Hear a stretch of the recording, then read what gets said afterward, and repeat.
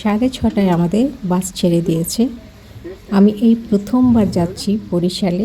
বিভিন্ন জায়গা ঘুরে দেখব এবং আমাদের একটা নৌবিহার আছে, সেখানে আমরা কালকে জয়েন করব সকাল থেকে। আজকে আমরা বরিশাল টাউনটা ঘুরে ঘুরে দেখব। তো আমি যেহেতু প্রথমবার যাচ্ছি, আমি খুবই এক্সাইটেড এটা নিয়ে।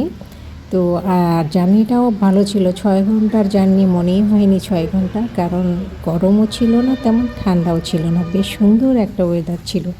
আর গল্পে গল্পে আমরা একদম পৌঁছে গেছি, যে এত সকাল সকাল চিন্তাও করতে পারিনি। সকাল সকাল না, 6 ঘন্টা পার হয়েছে। তারপরে মাঝখানে আমরা আবার যাত্রা বিরতিতে নেমে একটু নাস্তা করলাম হালকা পাতলা, কারণ নাস্তা একবার করেই উঠেছি, যে কারণে আর বেশি কিছু খেলাম না এখানে।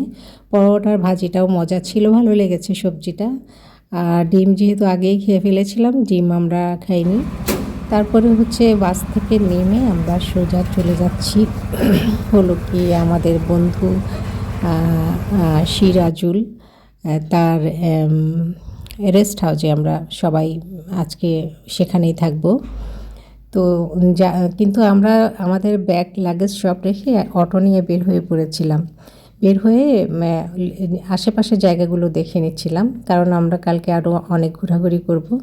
আশেপাশের জায়গা বলতে বিএম কলেজ, সেখানকার শহীদ মিনার, তারপরে হচ্ছে সুন্দর সুন্দর মসজিদ, তারপর বিএম কলেজের ভিতরে স্থাপনাগুলো যেগুলো ব্রিটিশ আমলের সম্ভবত, খুব ভালো লেগেছে। তো আশেপাশের শহরটাকে খুব উদ্গ্রীব হয়ে দেখছি আমি, যে অন্য শহরের থেকে আলাদা কিনা। তো মোটামুটি একই রকম, আমাদের জেলা শহরগুলো যেরকম হয় তেমনই।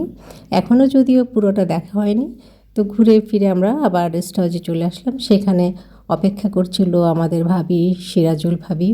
নিজের হাতেও উনিও এসেছে ঢাকা থেকে আমাদের এই প্রোগ্রামে অ্যাটেন্ড করার জন্য। সবাই আমরা এসেছি, আরও বন্ধুরা আসবে। তো উনি আবার এই নিজের হাতে আমাদের জন্য কিছু রান্না করেছে, যদিও হেল্পিং হ্যান্ড ছিল 2-3 জন। তো নতুন একটা খাবার খেলাম, সেটা আমি আগে কখনো খাইনি। সেটা হচ্ছে পুঁই ফলের, চিংড়ি দিয়ে পুঁই ফল। এটা খেয়ে তো আমার খুবই মজা লেগেছে। আর বাকি খাবারগুলো তারপরেও খেয়েছি। আর গরুর মাংস রান্না করেছিল, অসাধারণ মজার।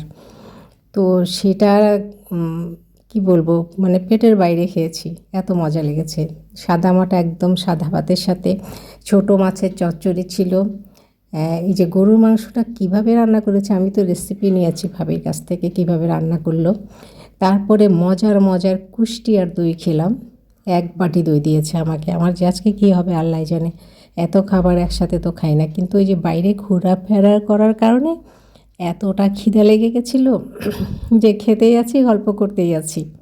এই তো লাঞ্চ পর্ব শেষ হলো।